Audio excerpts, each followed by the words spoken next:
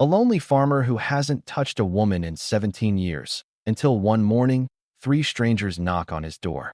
The silence he's kept isn't for protection anymore. It's meant to be broken. By the way, we notice something small. Most people who watch these stories aren't actually subscribed to the channel. Maybe we get caught up in the moment, or just forget to hit the button. But your support truly helps us keep creating stories like this. If this story moved you, don't forget to like the video, share your thoughts in the comments, and subscribe to the channel. Eric Weber was a man used to waking up before the sun touched the earth. When he opened his eyes, he stared at the cracks on the ceiling and took a few breaths. In that half-second space between sleep and waking, he thought for a moment he was still in his 30s.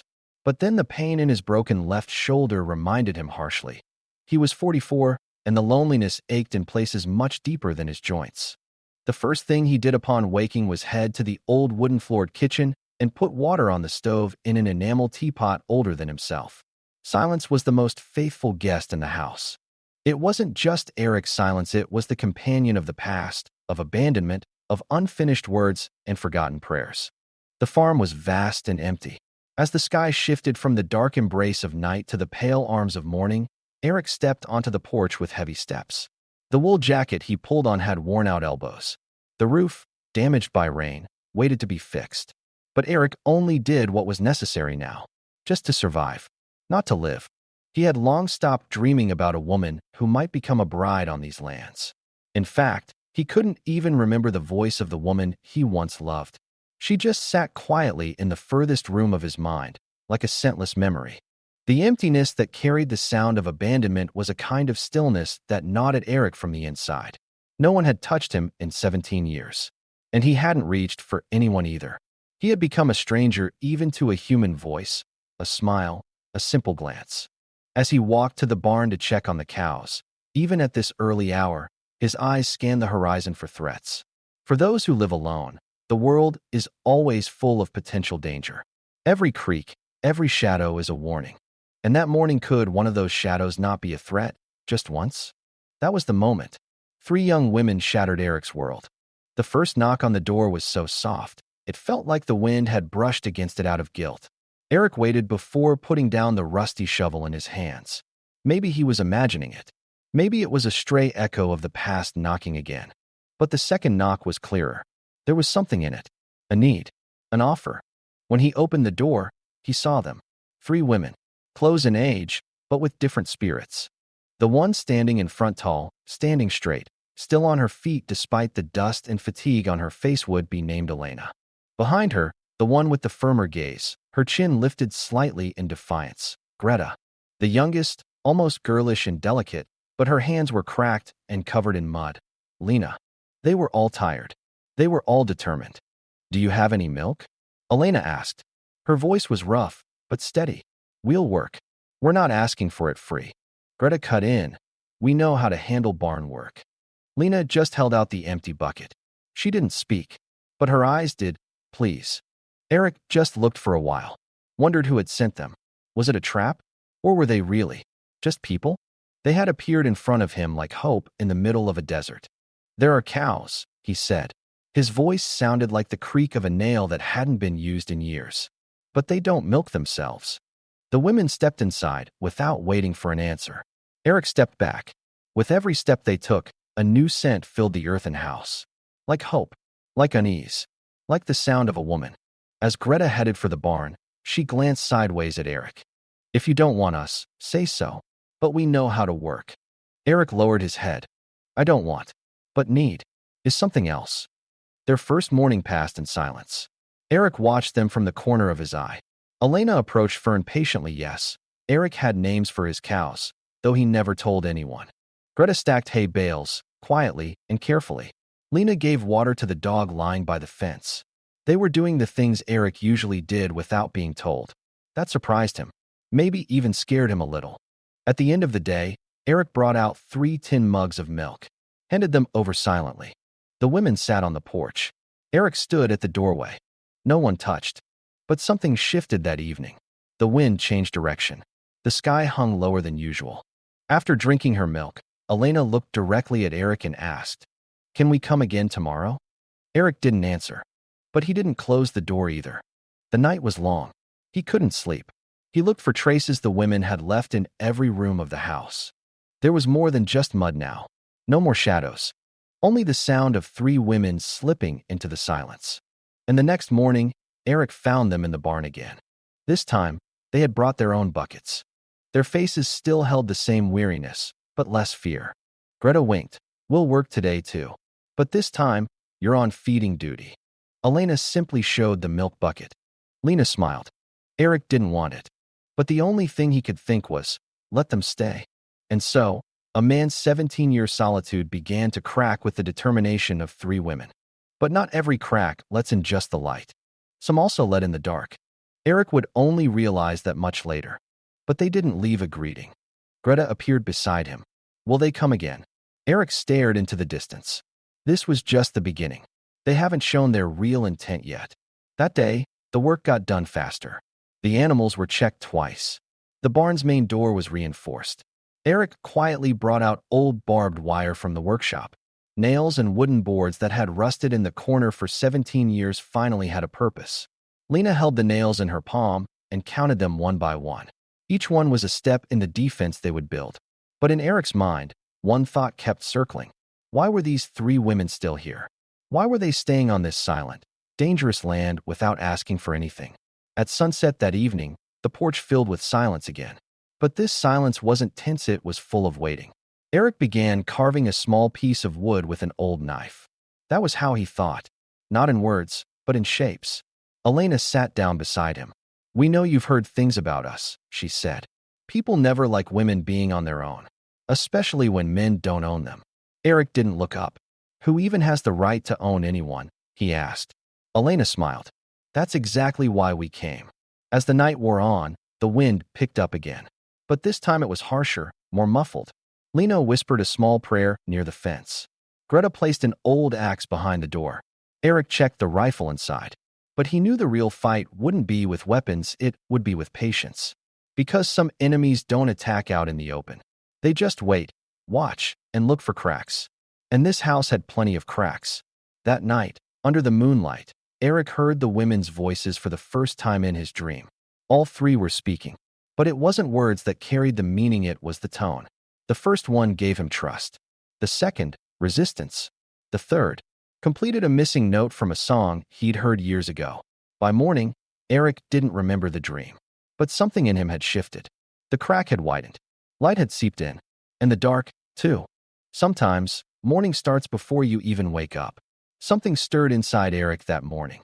It felt like the house's bones had spoken. The walls had whispered a secret. The past had taken one more breath. Before opening his eyes, he could feel the wind had shifted. It was coming from the north. That was never a good sign. The north wind always brought news, usually bad, sometimes too late. Lena was sitting quietly in the barn, burying the skeleton of a stillborn calf.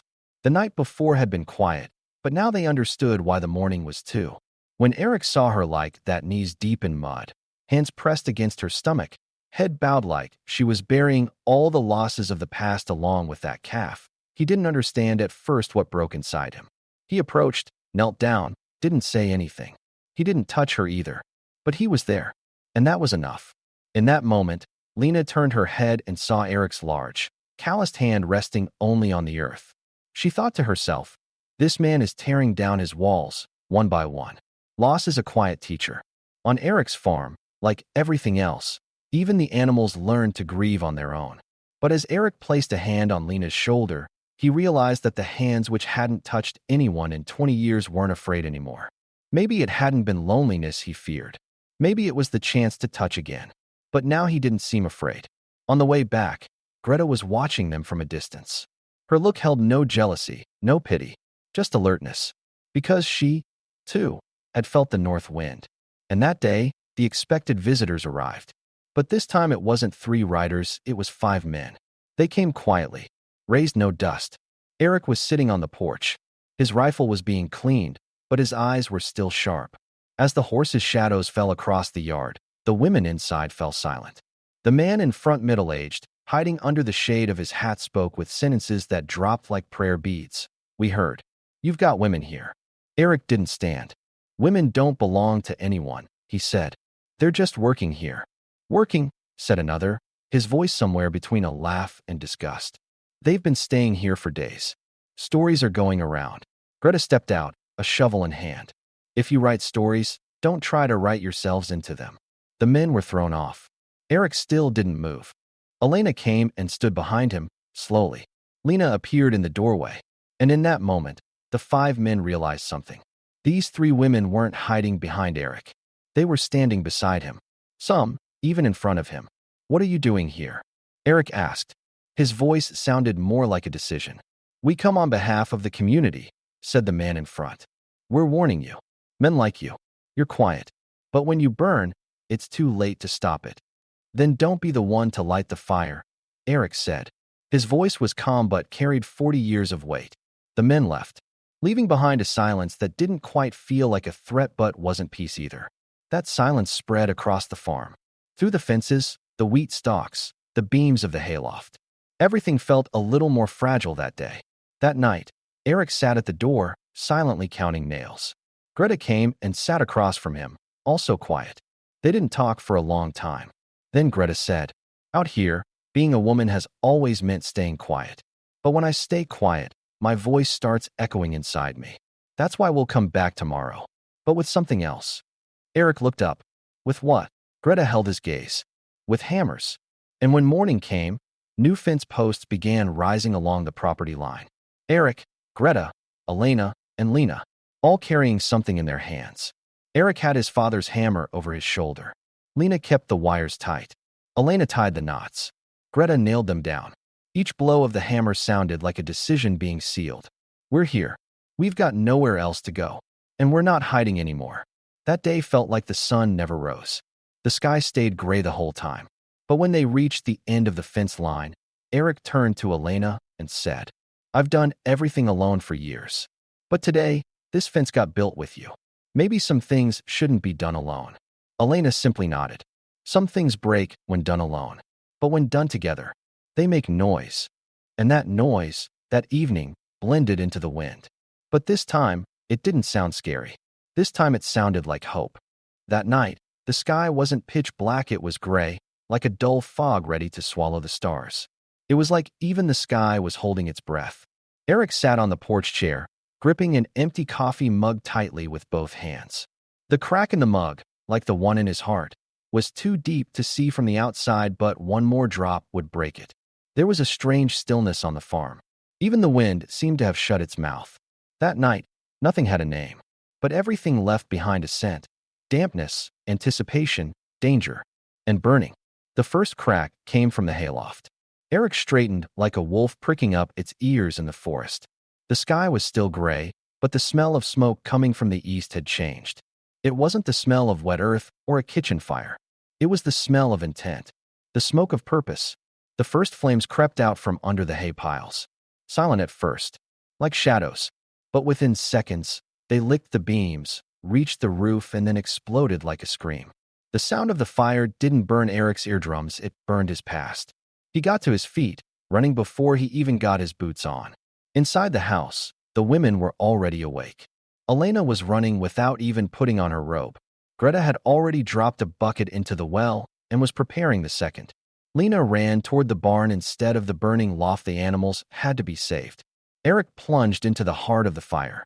The flames weren't an enemy. They were a test. Fern stood there, eyes wide with panic, right next to a cracked beam. Without blinking, Eric stepped in, inhaling smoke as if it were air, and didn't say a word. He reached for the halter. They locked eyes, not a man and an animal, but 2 living beings in a kind of brotherhood. And in that moment, Eric realized, maybe for the first time in his life, that he was living for something. When Fern made it out, Lena clung to her neck, not hiding her tears. Greta's hands were burned. She'd dropped the bucket. Elena threw a blanket over Eric, but he still hadn't spoken. His eyes were on the collapsing hayloft. The wood creaked, beams gave way, the flames let out one final growl and dropped. Darkness returned. But this was no longer peaceful darkness. It was the silence of destruction. That night, Eric said one sentence. This wasn't just a fire. It was a message. They sat in a corner of the barn that night, kneeling on a worn-out rug like a silent war council. Eric pulled out his pocket knife and drew a line on the floor. Whoever crosses this line disrespects this land's honor. And I won't allow that. Greta nodded. The ones who always cross that line are the ones who kept us silent. Now we speak.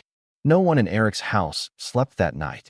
They leaned back to back and stayed awake until morning. Lena whispered something like a prayer. Elena began cleaning the old rifle hanging on the wall. Greta opened maps Eric had stored in a drawer, old plans. Fence lines. The well, where barbed wire could stretch. By morning, Eric's house looked more like a fortress than a farm. The women weren't just guests anymore. They had become the voice of that land. Hammer struck. New fences, new barriers. Eric felt a strength he hadn't used in years. And for the first time, he didn't feel alone. That afternoon, the three riders appeared again. This time they weren't moving slowly. They came raising dust, making noise deliberately. One of them was familiar. A ghost from Eric's past. Miles. They'd both once been interested in the same girl. But Eric had stepped aside, as always. Miles, though he was the type who always took what he wanted. Heard your place was on fire, he said mockingly. Came to see what's left. Greta stepped forward, shovel in hand. Whatever's left will stand with us, she said. Miles smirked. This place isn't yours anymore. It's just 3 women and a wounded man. That's when Eric spoke. This land doesn't belong to me, but everything on it is entrusted to me. And whoever betrays that trust loses their own land. The men rode off, but a message had been sent. A line had been drawn, and everyone knew the next time they came, it wouldn't be to talk. That night, Eric hung a new sign on the porch post. It had just 3 words. We decided to stay. And the wind blew like it was reading the words aloud. This time not from the north. From the south. Warm, angry but laced with hope. Because sometimes, fire doesn't come just to destroy. Sometimes, it burns just to show what still stands strong. The land doesn't easily forget the silence of night. The fire's voice may go quiet, but its traces keep talking. When Eric opened his eyes that morning, there was no echo of the fire left in the house's walls, but the trembling inside him still lingered. The rooms were still in place. The table still stood alone, yet now there were 4 chairs around it. On one was Elena's book, left open. On another, Greta's pocket knife. On the third, a patched cloth Lena had sewn. The 4th chair held nothing, but that's the one Eric found himself looking at most in the mornings. Because now, he wasn't alone. The barn had started to come together again. The animals were skittish, but alive. Barbed wire had been stretched along the farm's border. The well had been secured. But security didn't just come from fences. Security came from being able to understand each other in silence.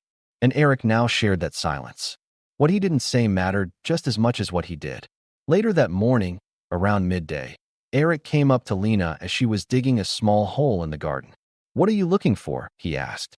Lena replied without lifting her head. Old roots. Maybe something still alive beneath the ground. That answer settled heavy in Eric's chest. Because there were things buried deep in his own life too. And maybe they were still alive as well. But that afternoon, it wasn't the roots underground that spoke, it was the footprints above. No one knocked. No horse hooves stopped at the door. 4 trucks kicked up dust as they pulled up to the edge of the farm. Even before the men got out, their intentions were clear. This wasn't a visit. It wasn't a warning. It was a message, loud and deliberate. Eric stepped onto the porch. Elena was behind him. Greta appeared like a shadow against the wall, shovel in hand. Lena stood at the barn door, fists clenched. Without squinting, Eric recognized the man in front. Cole. Once a man who'd worked beside Eric, but who had walked away for the promise of better land. A darker man now. Cole didn't speak. The first to talk was the bearded young one next to him. This land might belong to a man, but if it's full of women, it belongs to everyone. That sentence broke something inside Eric. But he didn't yell, didn't curse. He just turned his head and looked at Elena. They locked eyes. Elena stepped forward, stood at the edge of the porch, and said, "We're staying here. And if that bothers you, close your eyes. But if you reach out your hands, we'll break them."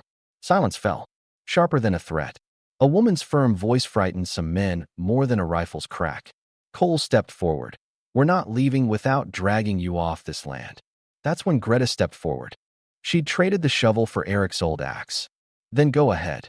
But don't forget, this isn't a quiet house anymore." No fight broke out yet, but the eyes were like blades. The trucks drove off, leaving behind dust. The storm would return. That night, Eric pulled out an old notebook from his drawer. Its pages were yellowed, corners curled. Inside were the letters of the past, a few lines Susanna had written from when they still believed they'd build a life together. The last sentence was still there. If we ever have a home, I want it filled with the sound of women laughing.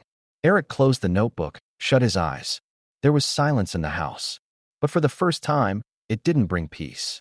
Outside, Greta's footsteps could be heard patrolling along the fence like a ghost. In the barn, Lena was dozing next to a sick calf. In the kitchen, Elena's hands were playing with the kettle. The house was full now, and because of that it was in danger. At first light the next morning, Eric stepped out front with a hammer in his hand. He started nailing up a new sign. This time, it only had 3 letters. HOME. When Greta asked what it meant, Eric answered, "Before, my house was just a structure. Now it has meaning, and meaning is worth fighting for." The next step was clear. No more waiting. They had to set boundaries before anyone else crossed them. That day, Eric and the 3 women checked every corner of the farm. Water sources, animal shelters, old paths. They sealed every opening. But more importantly, they slowly began sealing the open wounds of the past. That night, Elena quietly approached Eric. "Why did you let us in?" she asked. Eric stared at a distant point. "Because for the first time, someone came through the door. Just to exist." Elena nodded. "Are you still afraid?" "Yes," Eric said. "But this time, it's not loneliness I'm afraid of." And that night, just beyond the fence, under the moonlight, shadows were moving. No one spoke, but eyes searched. Hands reached for weapons. The wind began blowing from the north again. Because some wars don't start with gunfire. Some begin simply, with the presence of something worth loving. Night came without warning. All day, the air had been still, the sky clear, the birds cautious. Eric knew it was a sign. Nature doesn't scream like people do when a storm is coming, it goes silent. And this silence wasn't the kind he was used to. This wasn't the quiet of long-standing loneliness. It was the weight of what was approaching. Even the earth seemed to be holding its breath. That morning, Eric was sitting on the porch, carving an old piece of fence wood. Elena quietly came and sat beside him. She didn't say anything, just watched his hands. Eric didn't speak for a while, then murmured to himself, "Sometimes a man spends years saying nothing, thinks it'll keep him from breaking. But the real cracks start in the things he never says." Elena didn't answer. She just placed her hand over Eric's calloused fingers. A small, soft touch, a kind of repair only a woman's hand can offer, with no need for words. As the sun set, Lena had gone behind the barn to find a missing goat. Greta was on watch. Eric was checking the horse's feed. And that's when it happened, the first explosion. A fence post toppled. Barbed wire snapped and whipped through the air. Truck engines roared. Flashlights cut through the night. Before Eric even turned toward the sound, something ancient in his gut had already reacted. This day had come to end things. There were more than 4 men. They had bats, chains, some carried rifles. Their faces weren't masked, because those who feel no fear or believe they're righteous don't bother hiding. Cole was at the front. Behind him, a few younger, sharper men. They stomped through the fence, headed straight for the barn. "Let's teach them a lesson," one of them said. "When men go quiet, women think it's their turn to scream." Eric didn't run, not at first. He stood still, took a deep breath. Then, without hesitation, walked into the house and grabbed his old rifle. He hadn't held it in years, but his hands remembered. By the time he stepped out into the yard, the screams had started. The animals were panicking. Greta was shouting. Lena was trying to escape with the goat. Eric narrowed his eyes, took aim and fired one shot into the air. Just once. The sound tore through the night, echoing out to the fence line. Everyone froze. Everyone went quiet. "That's enough," Eric said. His voice wasn't loud, but it carried a steel edge. "It's easy to strike a man when he's alone. But I'm not alone anymore." Greta came to stand beside him, axe in hand. Elena stepped out the back door. Lena, wiping her tears, returned to the fence. For people, back to back, and the crowd facing them, hesitated for the first time. Cole stepped forward. "What do you think this is?" "We'll come back. This is just the beginning." Eric walked up and stood right in front of him. "Then this is your last chance." And then for the first time, piercing through years of silence, he said it aloud. "These people are my family now. If you touch them, I'll die. But so will you." Silence returned. but this time from fear. The men stepped back, one by one. Guns lowered. Chains hit the ground. Cole stared at Eric for a long moment. Then he said something, but it no longer mattered. He turned and left. The others followed. There was no fight, because some victories aren't won with weapons, but by standing your ground. Some challenges aren't silenced by bullets, but by conviction. That night, Eric cried. No one saw. He sat alone by the fence, rifle in hand. Elena came and sat beside him. This time, they didn't talk. Everything had already been said. By morning, there were 4 chairs out front, and now all of them were occupied. Greta made coffee. Lena fed the animals fresh herbs. Elena leaned in and whispered to Eric, "Are you still afraid?" Eric nodded. "Every day? But now I can handle it. Because there's a voice in this house." And there was. The house wasn't quiet anymore. There was laughter. The doors stayed open. Soup simmered on the stove. Footsteps moved up and down the fence line. And on the freshly rebuilt barn wall, Elena had carved this. The fire didn't burn us. It showed us. One morning, Eric nailed up a new note on the corner post of the porch. It hung just below the old one. I was silent for 17 years. Not anymore. And at sunset, as the sky turned a dusky red, a stranger appeared beyond the fence. A backpack on his back, his face worn. Maybe he had come seeking help. Maybe just passing through. But this time, Eric called him in. Because now he knew. Doors don't stay shut. You can protect yourself. But if you learn to leave room for kindness, life begins after silence. The Yindi were just a few steps away from reaching our first 1,500 subscribers, our growing family. From the bottom of our hearts, thank you to everyone who's brought us this far. With your support, we grow stronger with every story. If you haven't subscribed yet, now is the perfect time.